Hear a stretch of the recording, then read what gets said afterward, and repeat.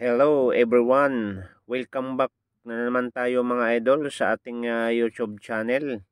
Mga idol, kung ikaw ay baguhan pa lang sa aking YouTube channel, Bagong Pilipinas Old Queen TV, nais ko kayong anyayahan at pakisuportahan naman mga idol ang aking YouTube channel.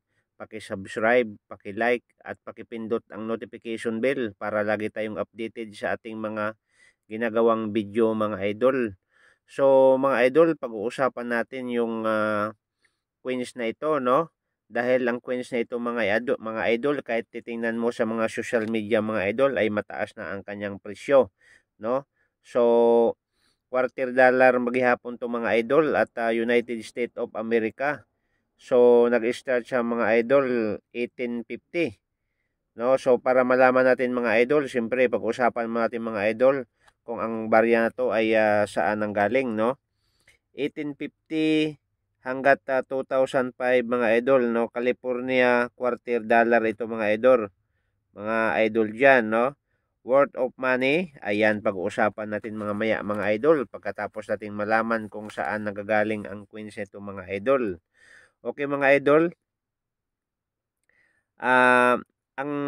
ang quarter dollar na to mga idol, nung California quarter dollar, nung ay si President George Washington. Makikita naman ninyo mga idol ang kanyang mukha, no?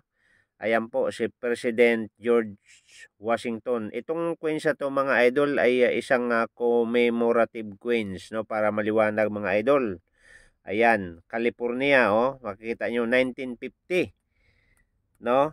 Kailang mga idol, nung si Presidente George Washington, ang ginawa niya mga idol ay kanyang ni-reverse, no? Ang description ng release ng coins nung January 31, 2005. So simula nung 1850 mga idol, napakatagal na tong coins na to mga idol, 1850 pa. Tapos ni-reverse nung 2005, no? Okay. So nung September 9, 1850 mga idol, no? So doon nagsimula na ni-reverse mga idol ang coins na ito nung California, no? 1850. Tapos ang kanyang diameter mga idol ay 24.30 mm. Ang kanyang weight ay 5.67 grams. At ang kanyang metal, copper, at ang kanyang mintage mga idol ay 52,400,000 mga idol. So yan po ang kabuuhan ng description mga idol sa kanyang coins. So sa lahat ng mga nanonood at sa lahat ng mga nag-subscribe sa aking YouTube channel, maraming salamat. At sana wag kayong magsawa sa pagsuporta mga idol sa aking YouTube channel. At mga idol, kung mayroon kayong ganitong uri ng coins, no? Ayan po, no? 1850 California, no? So kung mayroon kayong ganitong uri ng coins mga idol, itago mo na mga idol dahil tumatagal, tumataas ang value nito mga idol. Okay, magkano ba ang totoong presyo nito mga idol, no? Depende sa mga auction mga idol, kasi dito sa auction malalaki, no? Malulula tayo mga idol sa bintahan, no?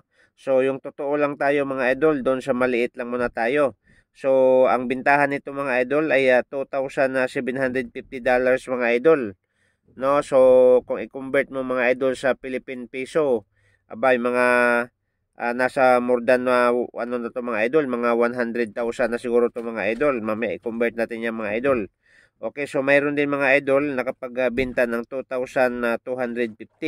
So dollars po yan mga idol.